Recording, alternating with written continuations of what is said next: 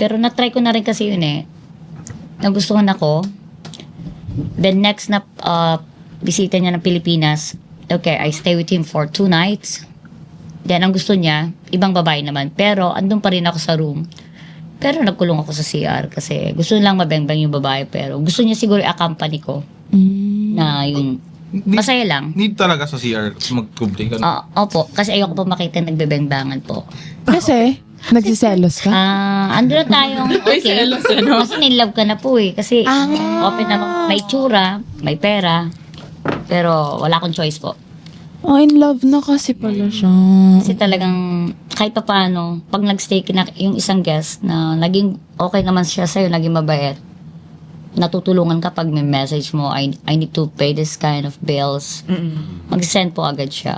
I see. Kaya talagang sa trabaho po namin, hindi po mawawala na, kumbaga, hindi mawawala sa amin na hindi kami mafo-fall sa isang guest. Oh, Kahit may asawa na po siya or may fiancé. I see. Paano yun? Kapag may asawa, tas